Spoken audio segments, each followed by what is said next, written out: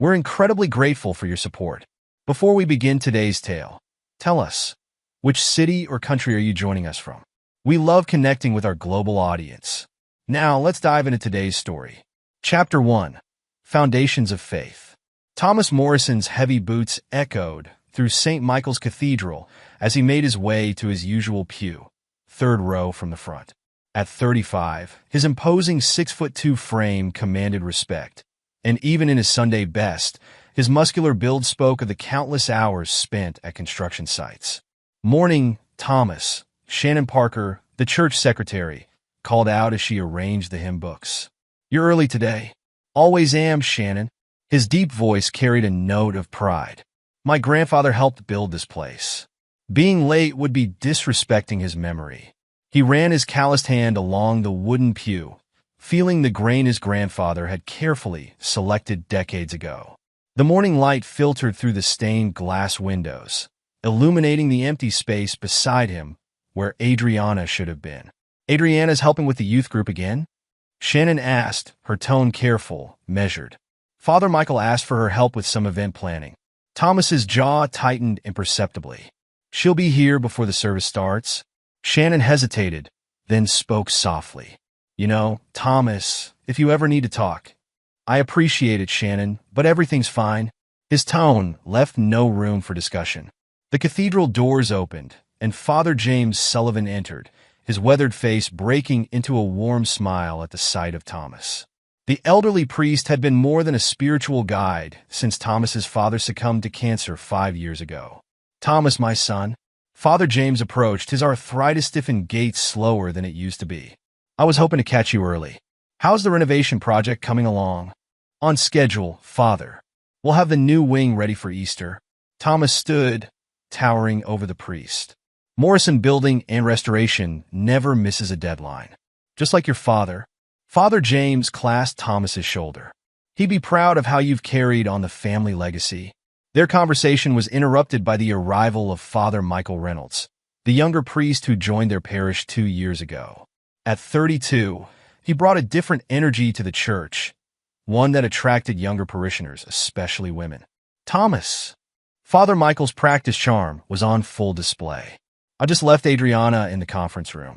She's been invaluable with the fundraiser planning." Thomas nodded curtly. "She mentioned she'd be busy this morning.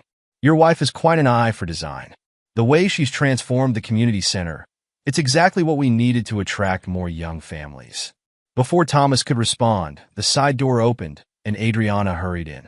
At 33, she still turned heads with her grace and beauty. Though Thomas noticed the dark circles under her eyes she'd tried to conceal with makeup. "Sorry I'm late," she whispered, sliding into the pew beside him. Her designer dress seemed out of place for a Sunday service, and her perfume was stronger than usual. Thomas said nothing, but his hand gripped the hymnal tighter, knuckles whitening. He'd seen the hotel receipt that morning, tucked away in her purse when he was looking for car keys. The Grand Plaza Hotel, 2 towns over. He'd built their renovation 3 years ago. 15 stories of luxury he'd never imagined his wife would have reason to visit. The congregation filled in around them as Father James began the service. Thomas observed how Peter Reynolds, Father Michael's younger brother and seminary student, slipped in through the back, taking a seat near Angela Martinez, a troubled teenager who'd been attending youth counseling sessions. Shannon Parker watched this interaction from her position near the altar, her own painful history with infidelity making her particularly attuned to the undercurrents of deception. She saw how Peter's hand briefly touched Angela's shoulder, how the girl flinched despite her attempt to smile. Detective Laura Reeves, recently returned to Cedar Grove, sat in the back row. She wasn't particularly religious, but the string of missing donation checks had brought her here.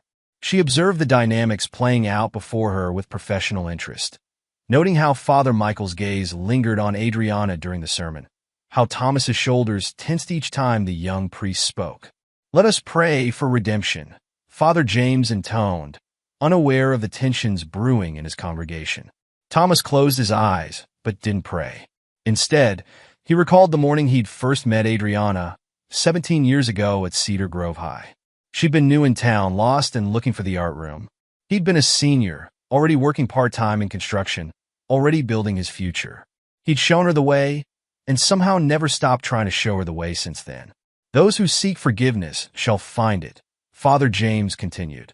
But true redemption requires genuine repentance. Thomas opened his eyes, catching Father Michael staring at Adriana again. The young priest quickly looked away, but Thomas had seen enough. 12 years of marriage had taught him Adriana's tells. The way she twisted her wedding ring when she lied, how she overcompensated with expensive perfume when she felt guilty. The service proceeded with its usual rhythm, but Thomas felt the undercurrents of tension building. He noticed how Peter Reynolds kept glancing at Angela Martinez, how the girl's mother seemed oblivious to her daughter's distress. He saw Shannon Parker's concerned looks, Detective Reeves's calculating observation, and Father James's growing confusion at the subtle shifts in his parish's dynamics. After the service, Thomas watched as Adriana made excuses to stay behind, claiming more event planning needs. He drove home alone, his truck's engine growling in harmony with his mounting anger. In his workshop behind their house, he pulled out the hotel receipt again, studying the date. Last Tuesday, when Adriana had claimed to be at a design conference in the city. The phone rang. It was Shannon Parker. Thomas, her voice was hesitant. There's something you should know. The church's financial records, there are irregularities. Detective Reeves has been asking questions. What kind of irregularities? Missing checks, unauthorized withdrawals. And, Thomas, they coincide with certain late-night planning meetings. Thomas's free hand curled into a fist. Who has access to the accounts? Father Michael, primarily. And recently, he added Peter as an authorized signer. The pieces were falling into place, forming a picture Thomas had been refusing to see. The late nights, the changed passwords on Adriana's phone, the new clothes, and now missing church funds. Thank you, Shannon, he said, his voice deadly calm. I'll handle it. He hung up and sat at his workbench, surrounded by the tools of his trade. His grandfather had taught him that building required 3 things: proper tools, precise measurements, and patience. His father had added a 4th: the will to see things through, no matter how difficult the job. Thomas picked up a framed photo of him and Adriana on their wedding day, studying it with cold detachment. The man in that photo had believed in love, in trust, in the sanctity of marriage. That man had been a fool. The sound of Adriana's car pulling into the driveway broke his contemplation. He replaced the frame and waited, listening to her heels clicking on the pavement, growing closer to his workshop. The door opened, and there she stood, still in her designer dress, still wearing too much perfume. Thomas? Her voice wavered. We need to talk. He turned slowly, fixing her with a stare that made her take a step back. Yes, he agreed, his voice devoid of emotion. We do. Chapter 2. Cracks in the Foundation. The renovation of St. Michael's Cathedral began on a Monday, but the cracks in Thomas Morrison's life had started forming long before. As he supervised the construction crew gutting the old community center, his mind wandered to the conversation with Adriana in his workshop 2 weeks ago. It's not what you think, she'd said, clutching her designer purse like a shield. The hotel receipt? I can explain. Then explain. His voice had been cold enough to make her shiver. I needed somewhere quiet to work on the design proposals. The house, it's too full of distractions. The lie had hung between them like poison gas. Thomas had simply placed the church's financial records Shannon had given him on the workbench. Try again? Now, watching his crew tear down walls, Thomas felt a bitter satisfaction in destruction. He'd built his marriage on a foundation of trust, just as he'd built his reputation on quality work. Both foundations were crumbling. Mr. Morrison? One of his workers called out. We found something behind the old drywall. You might want to see this. Thomas crossed the debris-strewn floor, his boots crushing plaster dust.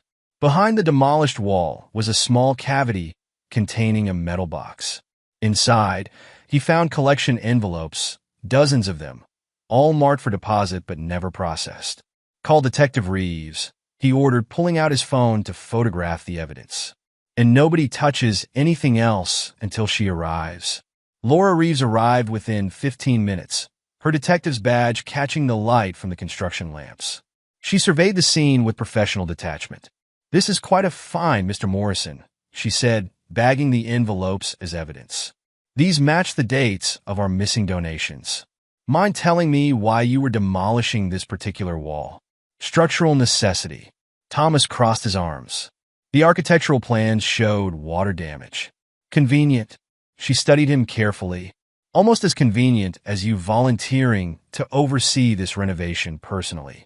My company's reputation is built on thoroughness, detective. So I've heard. She sealed the evidence bag. You know, your wife's been spending a lot of time here during the planning phase. Any idea why she'd need to meet with Father Michael so frequently? Thomas's jaw clenched.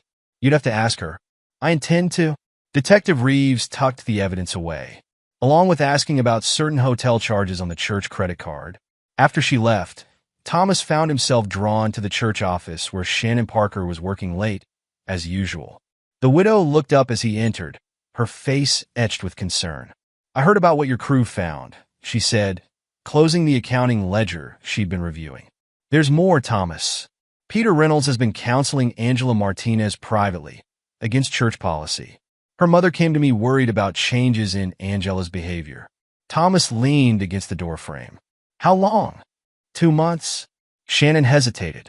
The same time frame as some of these missing deposits. And Father Michael?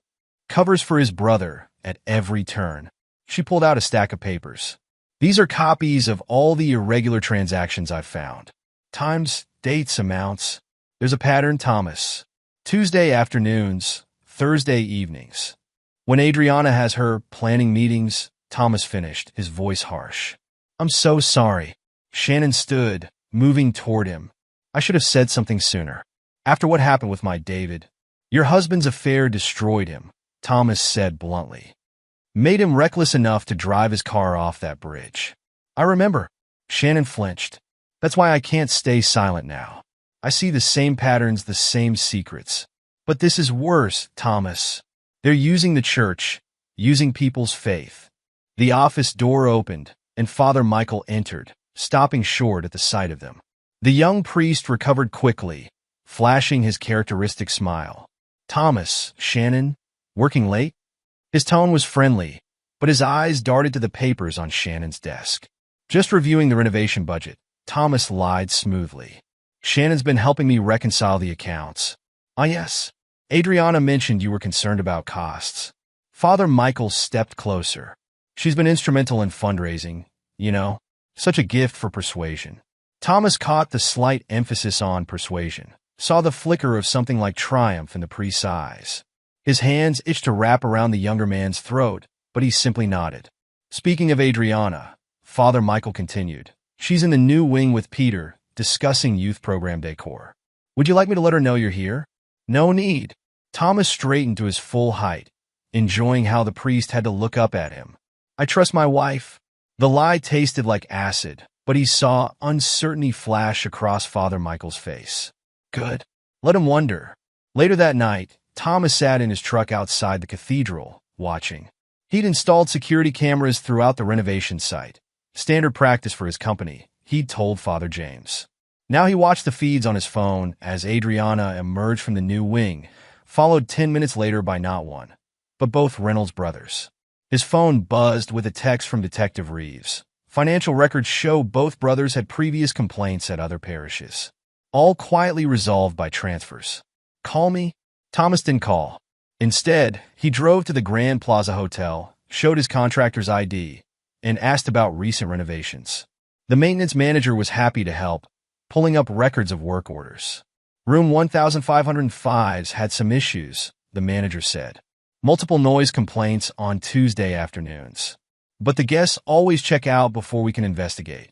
Thomas recognized the corporate card number on the receipts. It matched the church's account. Driving home, he found Adriana waiting in the kitchen, wearing one of her expensive new outfits. Where have you been? She asked. I tried calling. Working late. He studied her left hand, noting the absence of her wedding ring. Like you. She touched her bare fingers self-consciously. I took it off to clean it. Must have forgotten to put it back on. Funny thing about forgetting, Thomas said, pouring himself a whiskey.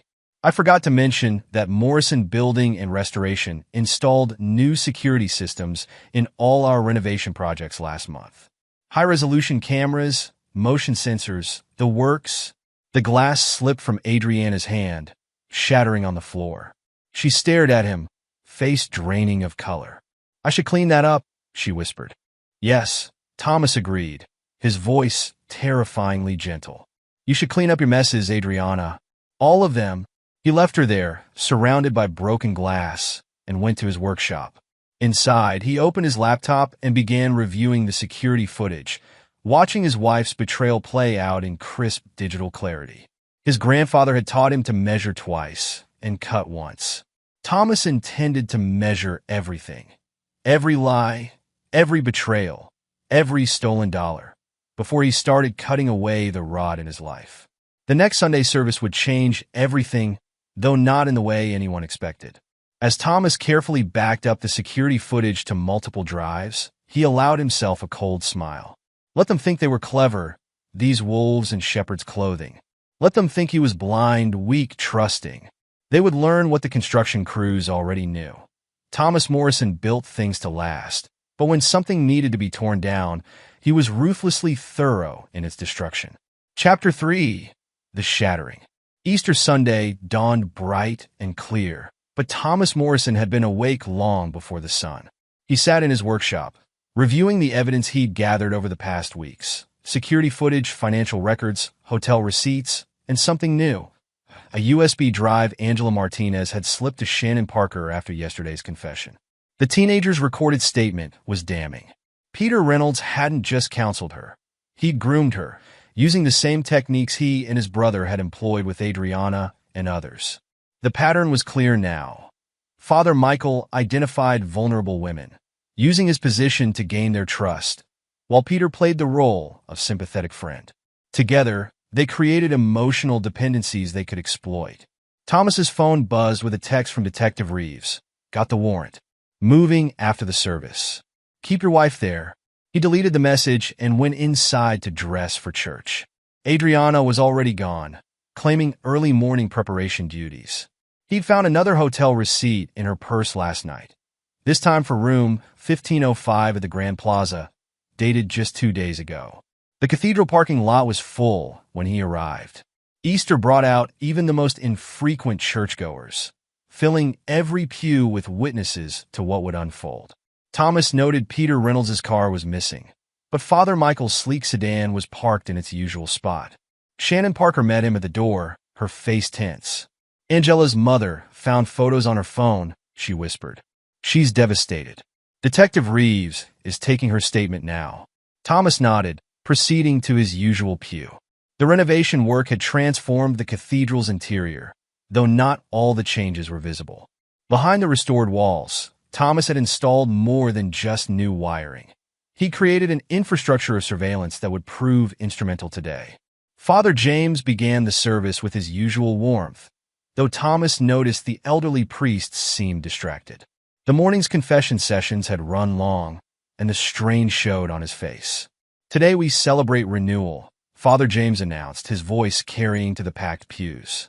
"Through Christ's sacrifice, we are offered the chance for rebirth, for redemption." Thomas watched Father Michael during the sermon, noting how the younger priest kept glancing toward the side door where Adriana usually entered. She was late, later than usual for even her preparation duties. Shannon Parker, manning the organ for the holiday service, played the hymns, her attention divided between her duties and the growing tension she sensed. She alone noticed when Detective Reeves slipped into the back of the church, accompanied by 2 plainclothes officers.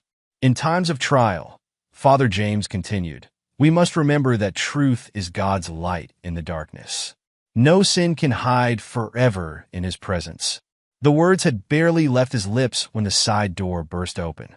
Adriana stumbled in, her designer dress wrinkled, her carefully applied makeup streaked with tears. The congregation turned as one to stare as she stumbled down the center aisle. "I can't," she choked out, her voice raw with emotion. "I can't keep lying. Father, forgive me." Thomas remained seated, his face an impassive mask as his wife fell to her knees in the aisle. "Forgive me, Father," she cried out, louder now. "I've slept with your son." The silence that followed was absolute. Father James, confused and shocked, responded instinctively from the pulpit, "I don't have a son." Adriana's laugh was tinged with hysteria. "Not you, the other priest's son, and his brother." The words echoed through the cathedral like thunder. Thomas finally stood, his movement drawing all eyes to him. The congregation held its breath, expecting an explosion of rage, a scene of violence. Instead, he simply walked to where Adriana knelt.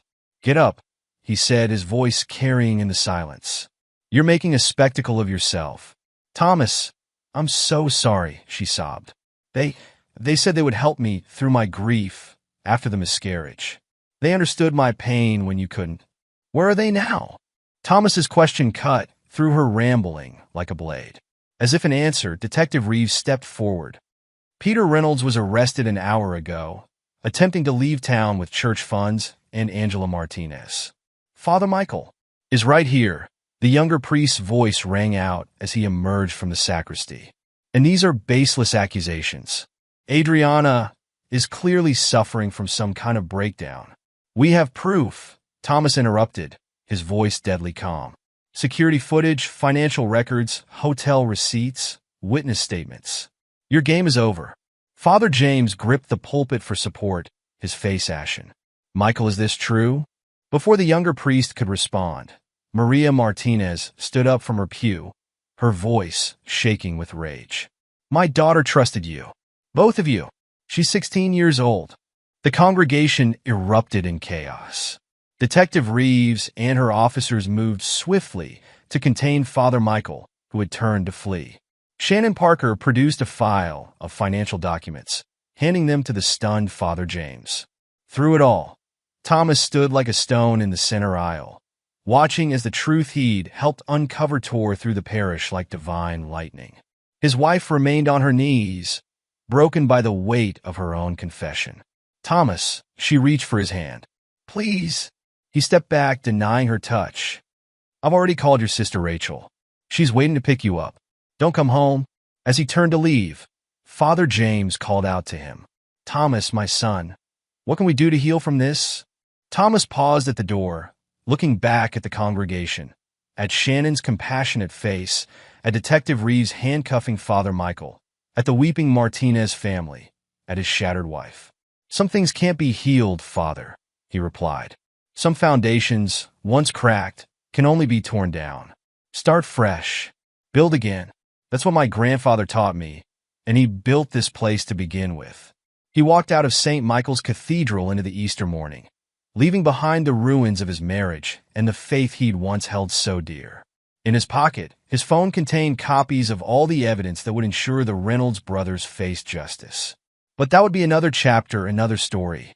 For now, Act 1 of Thomas Morrison's life had ended in the only way it could, with truth cutting through lies like a builder's saw through rotted wood, revealing the corruption that had been hidden beneath the surface all along. Chapter 4: Aftermath.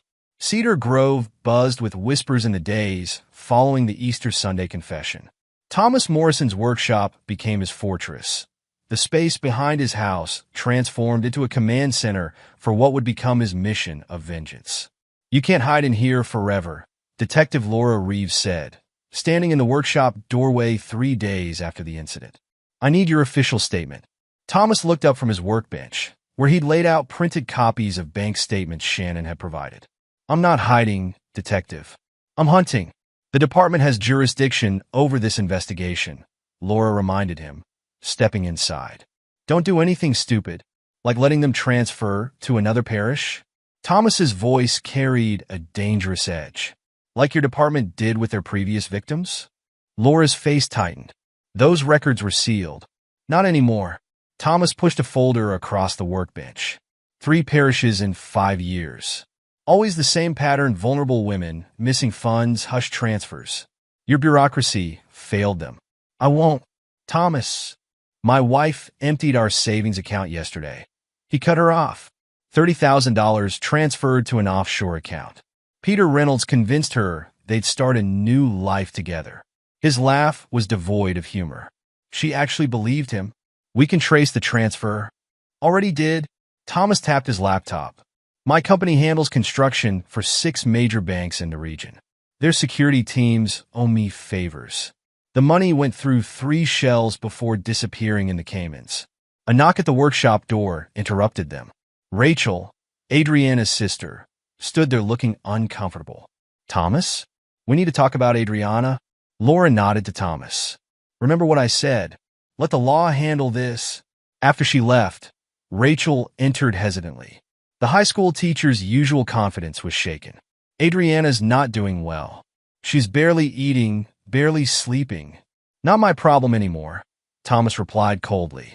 She was manipulated, Thomas. They preyed on her grief over the miscarriage, made her dependent on their counseling. I found her journals. Rachel pulled out a notebook.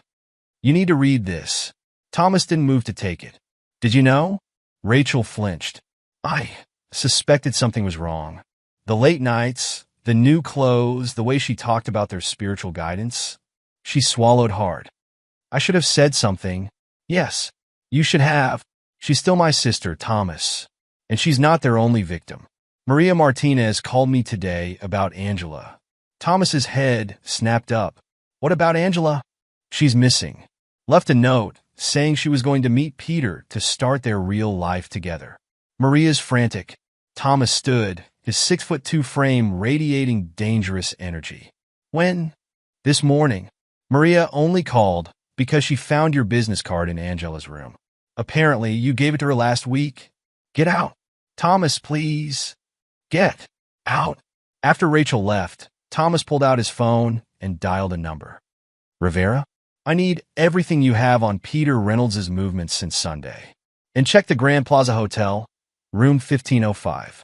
He has a pattern. The next call was to Shannon Parker. Tell me about Angela Martinez's counseling sessions. Times, dates, locations. Everything. Shannon's voice was strained.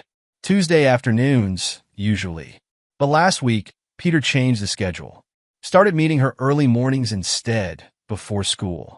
In the new wing of the church, where the renovation, she stopped. Thomas, the hidden room we found behind the false wall. The one with the safe. Where Father Michael kept the donation records, Thomas finished. The combination, I saw Peter using it last month. June 18th, 24. Thomas ended the call and opened his laptop. The security cameras he'd installed throughout the renovation site were still active, their feeds accessible through his private server. He clicked through them until he found what he wanted, footage from that morning showing Peter Reynolds leading Angela Martinez into the hidden room. A text from Detective Reeves lit up his phone. Got the warrant for the brothers' bank records. Multiple accounts under false names. This goes deeper than we thought. Thomas ignored it, focused on the footage. He watched as Peter emerged alone 20 minutes later, carrying a briefcase that hadn't been there before.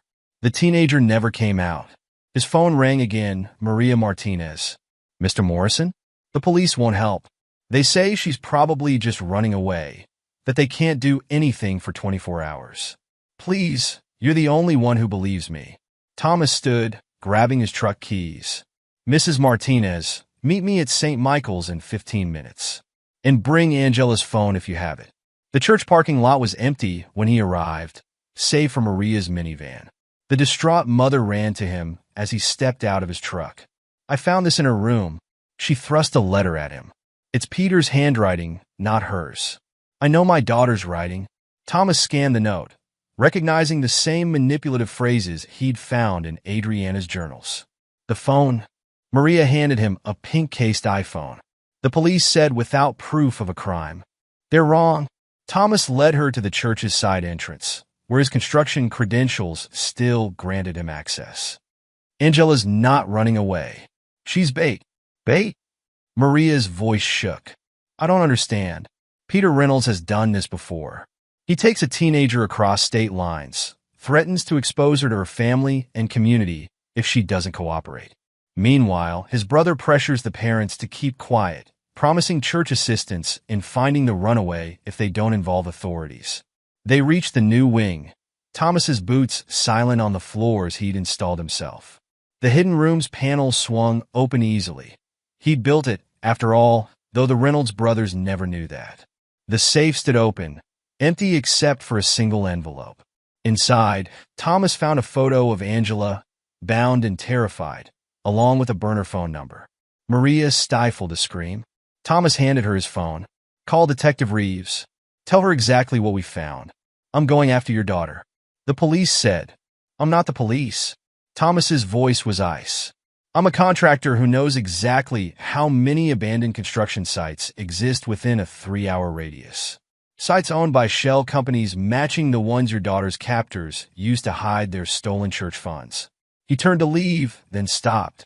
"Mrs. Martinez, when Detective Reeves arrives, give her this." He handed her a USB drive. "It's everything I've gathered on the Reynolds brothers.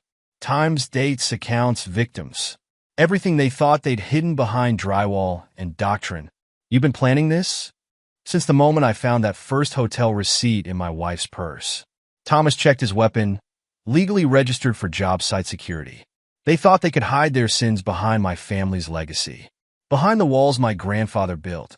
His smile was terrifying. "They forgot who built those walls in the first place." Chapter 5: The Descent. Thomas Morrison's transformation from respected builder to ruthless hunter began with a phone call. Marcus Rivera, the private investigator he'd hired, had traced Peter Reynolds' burner phone to an industrial park 30 miles outside Cedar Grove. "It's one of your company's abandoned sites," Rivera reported. "The old Maxwell development project that went bust last year. Security cameras show a black SUV matching Reynolds' rental entering the complex 4 hours ago. No signs of exit. Send me the coordinates," Thomas ordered, already moving. His truck's engine roared to life as he pulled out of St. Michael's parking lot, leaving Maria Martinez to deal with the arriving police. Shannon Parker's voice crackled through his Bluetooth. "Thomas, Detective Reeves is furious. She's threatening to charge you with interference in an active investigation. Let her." Thomas shifted gears aggressively. "What did you find in the financial records?" Father Michael cleared out the church accounts this morning. Over $200,000 in missing donations, all transferred to numbered accounts. But here's the interesting part. He used the same bank your company contracts with for construction loans. Thomas's grip tightened on the steering wheel. "Give me access."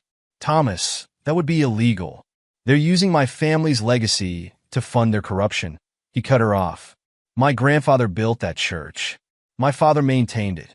Now they've turned it into their hunting ground." His voice dropped dangerously. "Access. Now." Shannon sighed.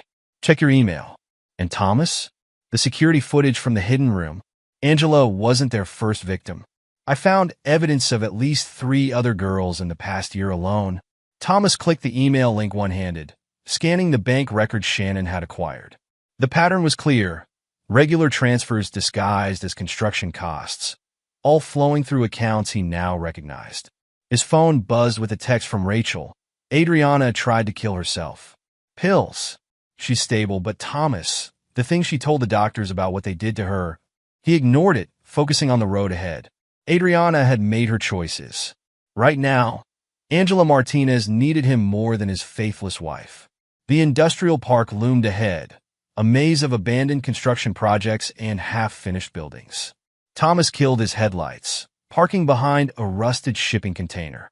The black SUV Rivera had mentioned sat in front of Building C, the same structure where Thomas had once planned to build luxury condos before the economy tanked. His phone buzzed again. "Detective Reeves. Morrison, I swear to God, if you do anything stupid, like letting them escape again." He kept his voice low, moving through the shadows he knew by heart. "How many times have they done this, Detective? How many girls did your department fail to protect? We're 20 minutes out. Just wait. Angela doesn't have 20 minutes. He ended the call. The building's security system was one he'd installed himself. Thomas bypassed it easily, slipping inside through a service entrance. Voices echoed from the second floor. Peter Reynolds, arrogant and smug. "No one's coming for you, Angela. Your mother thinks you're a runaway. In a few days, my brother will convince her to keep quiet, just like all the others. My mom's not like the others." Angela's voice was shaky but defiant. "She'll never stop looking. Like Thomas Morrison's wife? She thought she was special too. Now look at her. Just another desperate woman who fell for God's chosen ones." Thomas moved silently up the stairs, years of construction work having taught him which steps would betray his presence. Peter's voice grew louder. Father Michael's arranging everything. By tomorrow, we'll be in South America. Your mother will get a letter explaining how you found your true calling in mission work. Very spiritual, very believable. Thomas reached the second floor. Through the doorway, he saw Angela tied to a chair, Peter pacing around her with the same briefcase he'd taken from the church. You won't get away with this, Angela spat. Mr. Morrison knows. I saw him watching during our counseling sessions. He gave me his card, told me to call if I ever felt unsafe. Peter laughed. Thomas Morrison is a fool. Too busy building his precious church to notice his own wife's betrayal. By the time he figures anything out, I already have. Peter spun around. Thomas filled the doorway, his frame blocking the only exit. Morrison! Peter stepped back, reaching for something in his jacket. This isn't what it looks like. Save it for your brother. Thomas advanced slowly. Though he might have trouble hearing your excuses from South America, Peter's eyes widened. How did you? I built this place, Reynolds. Built all the places you thought you could hide in. My family built the church you corrupted. Another step forward. I know exactly how many nails it takes to secure each beam. Exactly how much pressure each support wall can take. Stay back. Peter pulled out a gun. I'll shoot. With the same gun you used to threaten my wife. Thomas didn't stop moving. The one registered to a false name at your last parish? His smile was terrifying. Check the chamber. Peter pulled the trigger. Click. Empty. Amazing what you can do with a master key to the hotel room where you keep your weapons, Thomas said conversationally. The same room where you took my wife, and God knows how many others. Sirens wailed in the distance. Peter glanced at the window, calculating. Go ahead, Thomas encouraged. It's only 2 stories. Probably won't kill you. Probably just break a few bones. Give you time to think about your choices while the doctors set them. You can't prove anything, Peter blustered. It's your word against the video evidence, the financial records, the testimonies Shannon Parker has been gathering. Thomas reached Angela, starting to untie her bonds. Against the GPS data from the burner phone you thought was untraceable, the sirens grew closer. Peter broke, running for the window. Thomas didn't stop him. The crash and scream that followed suggested Peter had forgotten about the construction debris position below. Or perhaps Thomas had moved it there earlier, knowing exactly how cornered rats typically react. Angela sobbed as Thomas freed her. I'm sorry, they said they'd hurt my mom if I didn't. It's not your fault. He helped her up as Detective Reeves and her team stormed the building. None of this is your fault. Laura Reeves took in the scene, then looked out the window where Peter Reynolds lay groaning amidst a pile of strategically placed rebar. Did he jump or did he fall? Does it matter? Thomas turned to leave. Thomas, Laura's voice stopped him. We found Father Michael. He never made it to the airport. Someone tipped off Border Patrol about a priest carrying stolen church funds. Imagine that.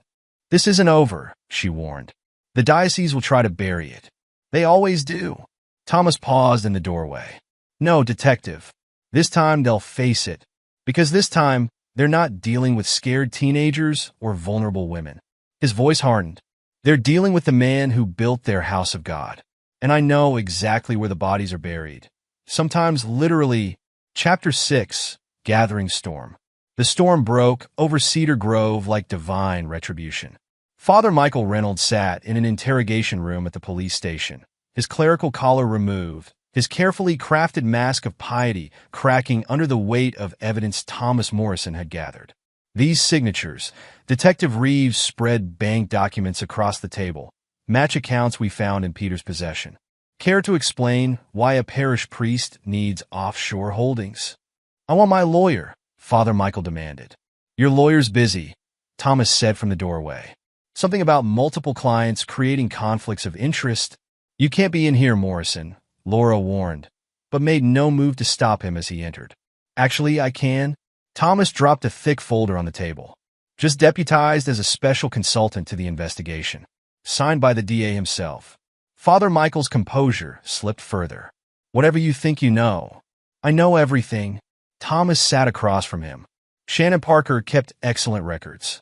Angela Martinez made detailed statements. And my wife. His voice turned arctic.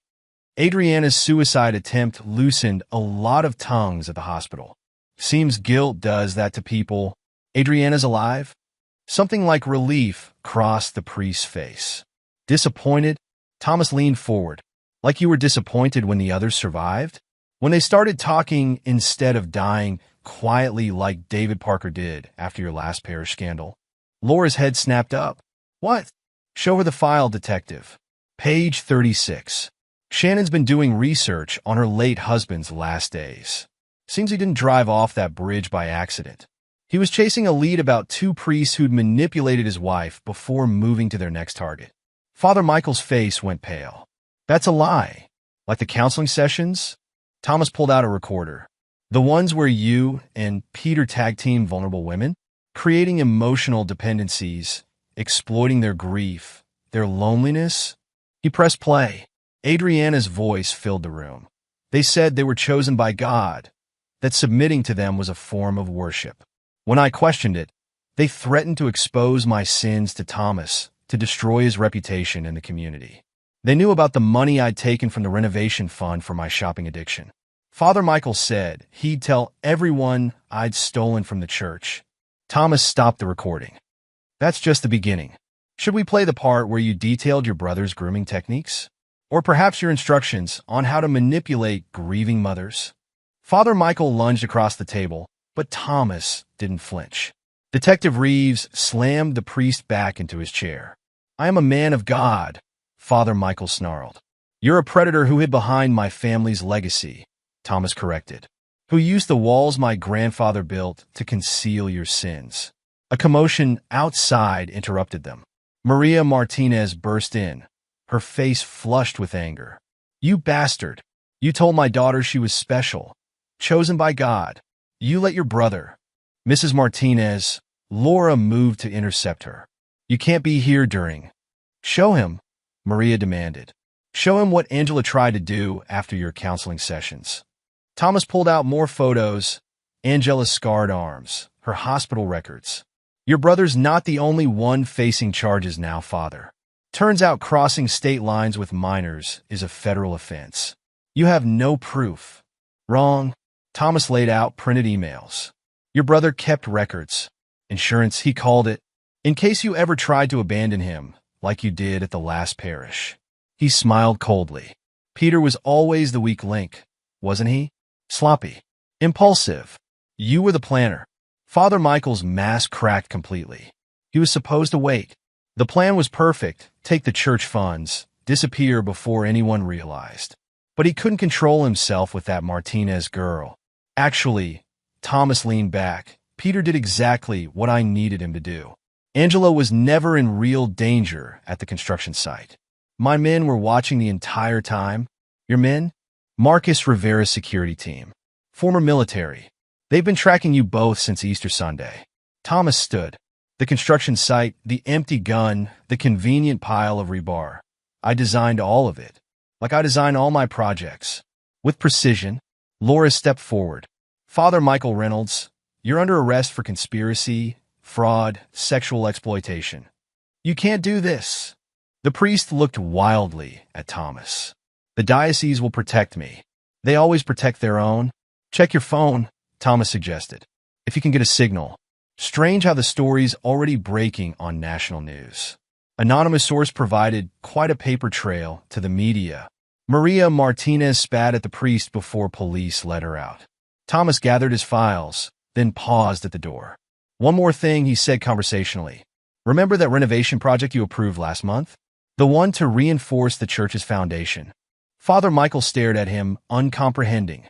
I found some interesting things buried in those walls. Things your predecessors tried to hide. Seems you weren't the first predator to use my family's church as hunting ground. Thomas's voice hardened. But you'll definitely be the last. Outside the interrogation room, Laura confronted him. The construction site setup, the media leak, the federal involvement, you orchestrated all of it. Prove it. Damn it, Thomas. You can't take the law into your own hands. The law. Thomas laughed harshly. The law let them transfer 3 times when accusations surfaced. The law looked the other way when David Parker died chasing the truth. The law failed those girls. And what about Adriana? Thomas's face closed off. My wife made her choices. She was manipulated, Thomas. The doctors say the psychological abuse is no longer my concern. He turned to leave. Focus on the Reynolds brothers, detective. Build your case. Just know that if they somehow slip through the system again, he didn't finish the threat. Laura called after him. This won't bring your marriage back, Thomas. No, he agreed without turning. But it will ensure they never destroy another family. Never corrupt another church. Never abuse another child. His voice carried down the hallway. Sometimes, detective, justice matters more than forgiveness. Shannon Parker waited by his truck, her face grave. It's done then? Almost. Thomas handed her a file. Get these to the press. All of it. The financial records, the victim statements, the pattern of transfers and cover-ups. The diocese will try to bury it. Let them try. Thomas started his engine. By the way, David would be proud of you. For helping expose the truth he died trying to uncover. Shannon touched his arm. What will you do now? Finish what I started. Thomas pulled away from the curb. The storm's not over yet. And I mean to see it through to the end. In his rearview mirror, he watched Shannon Parker begin making calls, spreading the evidence he'd gathered like seeds before a hurricane. The truth would take root now, growing through the cracks in the foundation of power and privilege that had protected predators like the Reynolds brothers for too long. The rain began to fall as Thomas drove home, but he barely noticed. In his workshop, more files waited. More evidence. More weapons for the war he'd started. The Reynolds brothers were just the beginning. Their network of enablers and protectors would learn that Thomas Morrison built things to last, including his revenge. Let them come with their lawyers, their threats, their attempts to silence the truth. Thomas had constructed his case as carefully as he built his buildings, with a foundation strong enough to withstand any storm. And unlike the faith they corrupted, his need for justice would never waver. Chapter 7. The Trap. Thomas Morrison's workshop no longer resembled a craftsman's sanctuary. Blueprints covered the walls, surveillance photos lined the tables, and computer monitors displayed real-time feeds from cameras throughout Cedar Grove. Father Michael booked a flight to Argentina. Marcus Rivera reported, his military bearing evident even in civilian clothes. Leaving tomorrow night? No, he's not. Thomas studied a layout of his abandoned construction site. Shannon, what did you find? Shannon Parker touched a monitor. The monastery appointment is real. The diocese arranged it 3 days ago. Standard procedure for troubled priests. Her lips twisted. They're trying to get him out before the press catches wind of Angela's testimony. They'll fail. Thomas pointed to building schematics. Because we're going to trap them both tonight. Detective Laura Reeves leaned against the doorframe. I should arrest you for interfering with an investigation. But you won't. Thomas didn't look up. Because you've seen how the system protects men like them. I got the warrant for the offshore accounts, Laura countered. We can build a legal case. Like the ones they buried at their last 3 parishes? Thomas turned to face her. How many girls have to suffer while we play by their rules? The detective fell silent. Thomas returned to the blueprints, his voice hard. Rivera, is the site rigged? Cameras and mics in place. Motion sensors active. The ex-military man nodded. Audio's feeding straight to my team's van, backed up to secure servers. Mrs. Martinez? Thomas looked at Angela's mother. Maria Martinez clutched her phone. Angela's ready. She understands what to do. No one touches her, Thomas growled. That's the deal. She stays in the observation room with your security team. Rivera nodded. My men will protect her. Shannon stepped forward. Thomas, the bait for Father Michael. Is me. Adriana's voice came from the workshop door. She stood there pale but determined, her designer clothes replaced by simple jeans and a sweater. Thomas's face hardened. Get out. I have to do this. Adriana stepped inside. I owe it to Angela. To all of them. You lost the right to be noble when you betrayed our marriage. This isn't about us. Adriana's voice sharpened. Michael will know it's a trap if you contact him. But if I reach out, tell him I'm terrified of you finding the rest of the evidence. She's right, Laura interjected. He'll believe her vulnerability. His type always does. Thomas stared at his wife, his expression unyielding. Fine, make the call. But understand this, after tonight we're done. No reconciliation. No forgiveness. Adriana nodded, tears in her eyes. I know. I need to make this right. You can't. Thomas turned away. Rivera, get her briefed on the script. As the others dispersed to their positions, Shannon lingered. Thomas, are you sure about this? About trapping two predators who used my family's church as hunting grounds? His voice was ice. Who stole not just money but innocence. Who manipulated grieving women and vulnerable girls. About not letting your anger make you cross lines you can't uncross. Thomas picked up his phone. The lines were crossed the moment they turned a house of God into their personal playground. He dialed. Peter? It's Morrison. We need to talk about the church renovation funds. Tonight. The trap was set. Thomas watched the monitors as the pieces fell into place. Peter Reynolds arrived first, drawn by greed and the promise of hidden church accounts. Father Michael followed an hour later, responding to Adriana's tearful call about Thomas discovering their private recordings. They're both inside, Rivera reported through the comm link. Motion sensors confirmed they're heading to the main room. Thomas nodded to Detective Reeves. Your people in position? SWAT team standing by. But Thomas, whatever you're planning, just be ready. He headed for the exit. And Laura? Make sure those body cameras are running. The diocese won't be able to bury this evidence.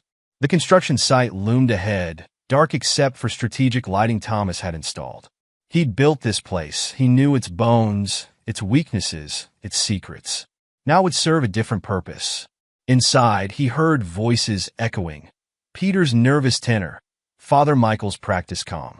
And cutting through both, Adriana's carefully rehearsed fear. He knows everything, she was saying. The accounts, the other women, Angela. Calm down, Father Michael soothed. Thomas Morrison is just a builder. He can't. He's here. Peter's voice rose in panic. Thomas stepped into the room, his frame filling the doorway. Welcome to your confession, gentlemen. Chapter 8. Justice Served. The abandoned construction site transformed into an arena of justice as Thomas Morrison confronted the Reynolds brothers. Security cameras captured each moment. Evidence that would ensure no church bureaucracy could bury the truth this time. You're trespassing, Father Michael said smoothly. This is private property. My property? Thomas's voice cut like steel. My company. My cameras. My rules. Peter edged toward the exit. This is ridiculous. We don't have to. Angela Martinez, Thomas interrupted. 16 years old.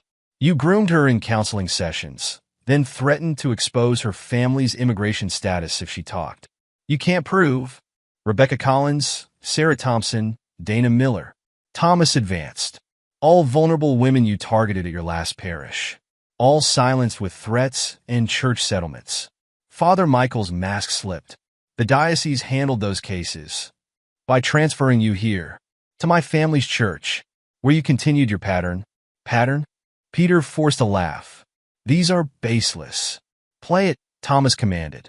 Angela's voice filled the room from hidden speakers, clear and damning. Father Michael said, if I told anyone about Peter's special counseling, they'd deport my mom. He made me watch while Peter practiced his sermons with other girls. Father Michael lunged for the door, but it wouldn't budge. Thomas smiled coldly. Surprised? I built this place. Those doors only open from the outside now. This is kidnapping. Peter shouted. No, this is justice. Thomas nodded toward a darkened window. Detective Reeves? Your turn. Lights blazed as SWAT teams breached the building. Laura Reeves entered, flanked by officers. Father Michael Reynolds, Peter Reynolds, you're under arrest for sexual exploitation of a minor, fraud, extortion. I demand a lawyer. Father Michael's composure shattered. You'll need one. Thomas pointed to more hidden cameras. We've been broadcasting this whole conversation to secure servers. Copies are already with the FBI, the media, and victims' advocacy groups. Peter broke, turning on his brother. It was his idea. He found the vulnerable ones, told me which to target. Shut up. Father Michael swung at him. SWAT officers tackled them both as Laura read them their rights. Thomas watched impassively as the brothers were cuffed and separated. Thomas? Adriana stepped forward. We're done here. He turned away. Detective Reeves has your statement about their manipulation techniques. Use it in court. Maria Martinez burst in, running to embrace her daughter as Angela emerged from the observation room. You did it, Maria sobbed. You got them? No, Angela did. Thomas nodded to the teenager. Her courage made this possible. Rivera's security team began collecting equipment as more police arrived. Laura approached Thomas with handcuffs. You orchestrated an elaborate sting without police approval, she said. I should arrest you too. But you won't. Thomas met her gaze. Because we both know the system needed a push. Laura sighed, lowering the cuffs. The DA wants to talk to you. Federal prosecutors too. I'll cooperate. Thomas watched the Reynolds brothers being led away. After all, I have more evidence they haven't seen yet. More? Laura's eyes narrowed. Files from their previous parishes. Financial records showing corruption up to the diocesan level. Testimony from other victims. His smile was predatory. I'm a builder detective. I believe in strong foundations. Outside, reporters had begun gathering. Shannon Parker handled them expertly, providing documents that proved decades of systematic abuse and cover-ups. The diocese is demanding a meeting, she told Thomas later. Let them. He surveyed the scene. Their house of cards is falling. Time to build something better on the ruins. Chapter 9. Rebuilding. The verdict came down like divine judgment. Father Michael Reynolds received 20 years for his crimes.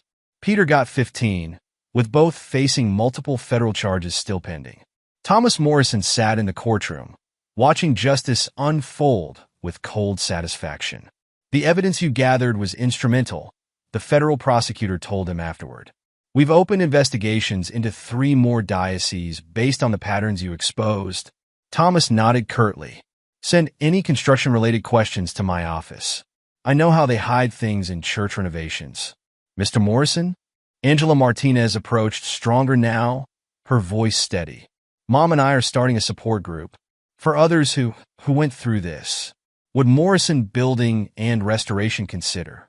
Send me the plans. Thomas's voice softened slightly. My company will handle the renovation pro bono. Months passed. St. Michael's Cathedral underwent another transformation, this time stripping away the hidden spaces and secret rooms the Reynolds brothers had exploited. Father James, with Thomas's guidance, implemented new safety protocols and transparency measures.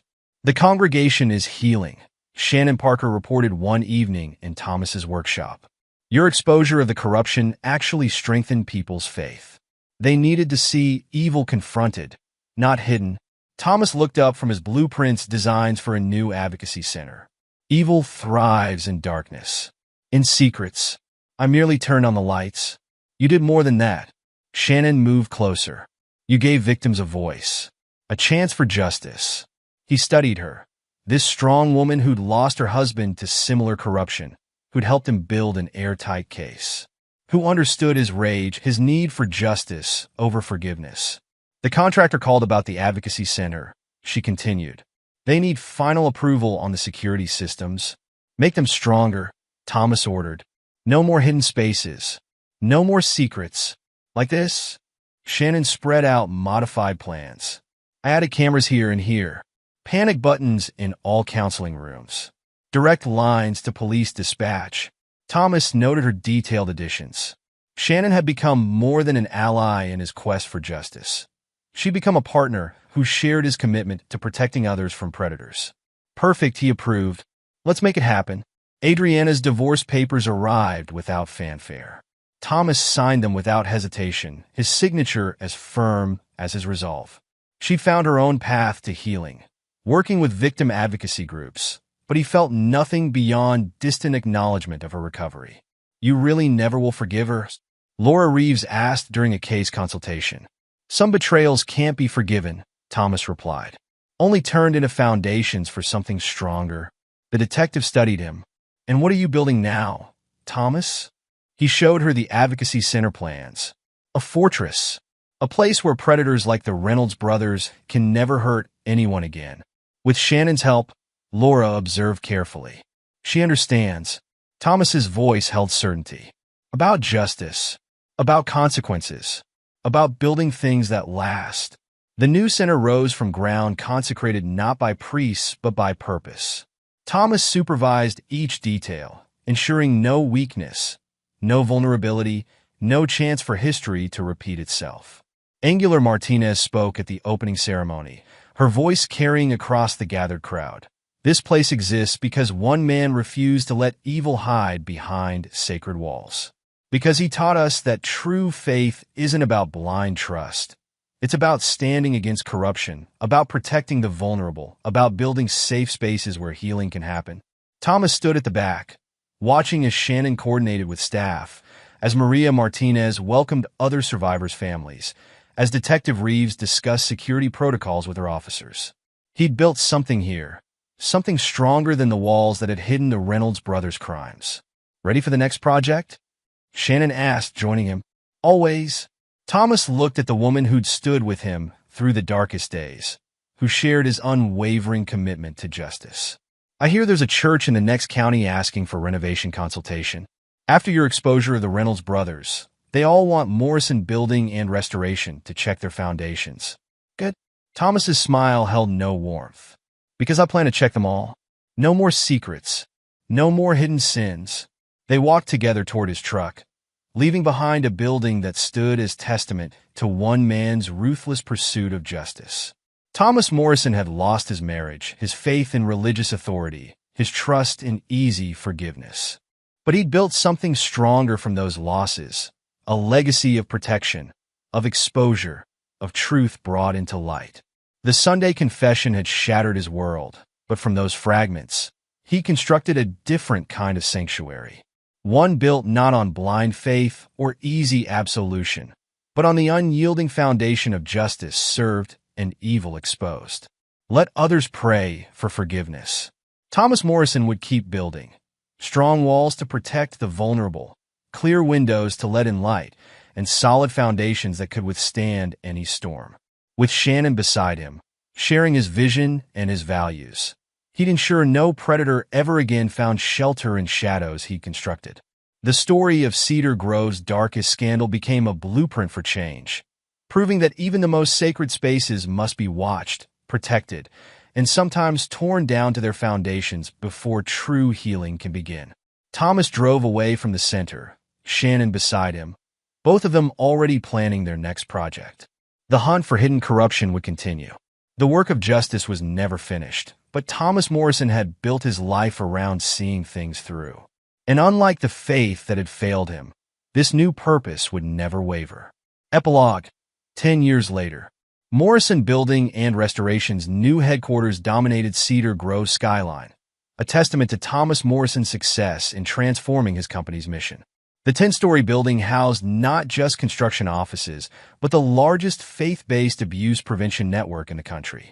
Thomas stood at his office window, reviewing the latest report from his investigative team. At 45, his frame remained imposing, though strands of gray now streaked his temples. Marriage to Shannon had softened none of his edges. If anything, their shared mission had honed his determination to hunt predators who used religion as cover.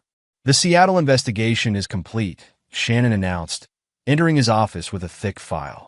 After their marriage 8 years ago, she'd taken charge of the company's investigative division, her own tragic past with David making her particularly effective at spotting patterns of abuse. Results? Thomas didn't turn from the window. 3 priests, 2 youth ministers, and a bishop who covered it all up. Shannon laid out photographs and financial records. Same pattern as the Reynolds brothers. Targeting vulnerable women, exploiting grief counseling, hidden accounts. Status of the victims? Safe. Angela's outreach team is already working with them. Shannon's voice held pride. The Martinez women had become powerful allies in their mission, with Angela heading the victim support division despite her youth. Thomas nodded. Send everything to Laura's federal task force. Laura Reeves had leveraged the Reynolds case into creating a specialized FBI unit focused on religious institutional abuse. Her promotion to lead investigator had come directly from her work with Morrison Building and Restoration. Already done? Shannon checked her tablet. Maria Martinez is flying out tomorrow to help establish a new support group. The pattern recognition software you developed flagged 3 more potential cases in Oregon. Thomas finally turned, studying his wife. At 60, Shannon's face showed the years of their work, but her eyes remained sharp, focused. Their marriage was a partnership forged in shared purpose rather than traditional romance. Exactly how they both preferred it. The Reynolds brothers? He asked, though he already knew. Still in federal prison. Peter attempted suicide last month, failed of course. Father Michael continues writing appeals, claiming religious persecution. Shannon's smile was cold. The evidence we gathered holds firm. A knock interrupted them. Rachel Chun, formerly Rachel Martinez, stood in the doorway. Angela's mother had remarried 5 years ago to one of Rivera's security team members who'd helped protect her daughter during the sting operation. Thomas? There's someone here to see you. Rachel's expression suggested she wasn't happy about the visitor. Who? Adriana. Thomas's face hardened. His ex-wife had kept her distance since the divorce, focusing on her work with a different victims advocacy group on the West Coast. Their paths crossed occasionally at conferences, but they maintained professional distance. Send her in. Adriana entered, elegant as ever but changed. Therapy and time had rebuilt her strength, though she carried the weight of her past choices visibly. She ran her own support network now, helping other women recognize manipulation tactics used by religious predators. Thomas, Shannon, she nodded to them both. I'll be brief. My organization is tracking a new pattern emerging in megachurches. We need your resources. Details? Shannon was already taking notes. Youth pastors using social media to target teenagers. Private prayer groups that turn into grooming sessions. Offshore accounts masked as mission trip funding. Adriana laid out documents. Sound familiar? The Reynolds blueprint, Thomas observed. They inspired copycats who learned from their mistakes, Adriana agreed. They're better at hiding, better at covering their tracks. But the basic pattern remains the same. Thomas studied the files. How many victims? Confirmed? 23. Suspected? Over 100. Adriana met his gaze steadily. These predators learned from what happened here in Cedar Grove. They studied how the Reynolds brothers got caught. Then they'll learn new lessons. Thomas pressed his intercom. Give me Rivera and Angela. We have work to do. Marcus Rivera arrived within minutes, still carrying himself despite retirement from active security work.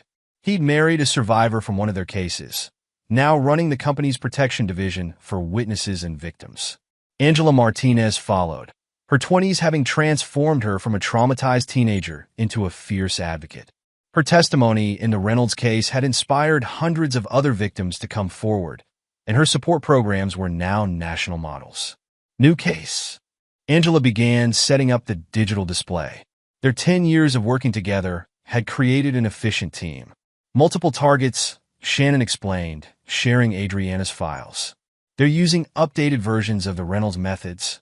The same foundations, Thomas added, just with fresh paint.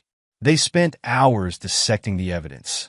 Thomas watched his team work, Shannon's analytical precision, Rivera's tactical expertise, Angela's insight into victim psychology, even Adriana's hard-earned understanding of predator methodology. Each brought skills forged in the crucible of the Reynolds case. Father James had passed away 5 years ago, but his legacy lived on in the reformed St. Michael's Cathedral. The church had become a model for institutional transparency, with Thomas's security systems and Angela's safety protocols now standard features in renovated churches nationwide. Father Michael's last appeal was denied yesterday, Laura Reeves announced, joining them via video call. He'll die in prison. Peter's already agreed to testify about other predator networks in exchange for protective custody. The Reynolds case broke the dam, Adriana observed, made other victims believe justice was possible. Thomas stood at the head of the conference table. 10 years ago, they thought they could hide behind sacred walls. Behind my family's legacy. His voice hardened. They learned otherwise. These new predators will learn the same lesson. The team moved into action, each knowing their role. Shannon began correlating financial data. Rivera activated his security networks. Angela reached out to her support group coordinators. Laura mobilized her federal task force. Adriana lingered after the others left. "You never forgave me," she said quietly. "No." Thomas's voice held no anger now, just finality. "But your work helps others avoid your mistakes. That matters more than forgiveness." She nodded, accepting this as she had years ago. "Shannon's good for you. Good for the mission. She understands what we do. Why we do it. Build and destroy," Adriana mused. "Tear down corruption to build safety in its place. Very you, Thomas?" He didn't respond. Their conversation had ended 10 years ago in a construction site trap. Everything since was just professional courtesy. Later that night, Thomas and Shannon reviewed cold cases in their home office. They bought the old Parker house after David's widow became Mrs. Morrison, converting it into a combination living space and command center. "Adriana's intel is solid," Shannon noted. "These new predators are sophisticated, but they can't hide their patterns." "No one can," Thomas agreed. "Not from people who know what to look for." They worked late, as they often did. Their marriage wasn't about romance. It was about shared purpose, shared values, shared dedication to hunting monsters who hid behind religion. Shannon understood Thomas in ways Adriana never had, accepted his ruthless pursuit of justice because she shared it. The next morning brought reports from their nationwide network. Angela had identified 3 more potential victims. Rivera's team had surveillance on 2 youth pastors. Laura's task force was preparing warrants. "Ready to build something?" Shannon asked, handing Thomas architectural plans for a new safe house. "And tear something down," he added, reviewing surveillance photos. They headed to the office together, their decade-long mission unchanged. Thomas Morrison still built things to last, walls to protect the vulnerable, foundations to support the healing, and traps to catch those who would abuse sacred trust. The Reynolds brothers had thought themselves beyond justice, hiding behind church walls Thomas's grandfather had built. Their downfall had created a blueprint for exposing others like them, turning one family's shattered faith into a fortress against future predators. Cedar Grove had changed in 10 years. St. Michael's Cathedral stood restored, both physically and spiritually. The Martinez women had transformed their trauma into a force for positive change. Shannon had found purpose beyond her first husband's tragic death. Even Adriana had built something meaningful from the ruins of her mistakes. But Thomas remained constant. The builder who'd learned to destroy corruption, the man whose ruthless pursuit of justice had inspired a nationwide movement. His grandfather had built churches to worship in. Thomas built systems to protect them, using the same uncompromising standards, the same attention to detail, the same determination to see things through. Let others pray for forgiveness. Thomas Morrison and his team would keep building, keep watching, keep hunting those who turned sacred spaces into hunting grounds. The Sunday confession had ended his faith in easy redemption, but it had birthed something stronger, an unwavering dedication to justice that no amount of time could erode. In his office at day's end, Thomas reviewed messages from their network. 3 new cases identified, 2 predators arrested, 4 victims brought to safety. The work continued, the mission expanded, the team grew stronger. Shannon joined him with fresh files. Another church renovation request. "They want our security systems, our protocols. They all do now." Thomas studied the blueprints. Since the Reynolds case showed them what happens when predators exploit sacred architecture. "Your grandfather would be proud," Shannon observed. "You're still building churches. Just differently." Thomas nodded slightly. His grandfather had built walls to enclose faith. Thomas built walls to protect it, to expose those who would corrupt it, to ensure no other family would see their spiritual legacy twisted into a predator's playground. The Sunday confession had destroyed his faith in religious authority, but had given him a different kind of mission. Let others seek absolution. Thomas Morrison would keep building his monuments to justice, one exposed predator at a time. The Reynolds brothers' crimes had shattered Cedar Grove's peace a decade ago.